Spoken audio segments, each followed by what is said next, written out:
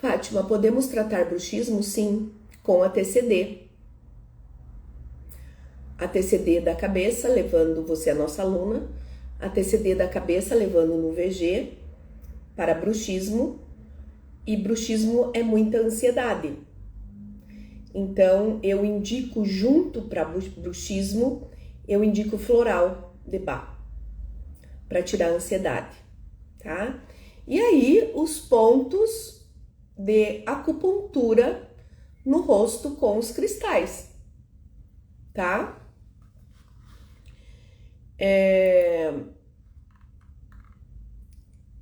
Principalmente o ponto VC24, o ponto E4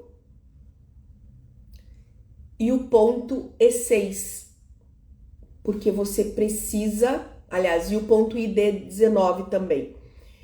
São esse, eu gosto muito ID19, ID18, ID19, E6, E4 e o VC4, porque eu preciso relaxar a mandíbula e tirar a ansiedade do paciente,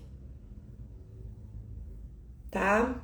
Faço muito ILIB também e faço para tirar a ansiedade em pessoas que pode ser feito quiropraxia, porque a vértebra C3, ela está relacionado à mandíbula. Então, eu coloco a C3 no lugar com quiropraxia, e quem não pode, pessoas de idade, a gente faz uma massaginha aqui na região das primeiras vértebras cervicais, desde C1, que é na base do crânio, até a C6, C7. Inclusive liberando bastante os paravertebrais e fazendo a massagem que eu falei terça-feira nos gânglios axilares.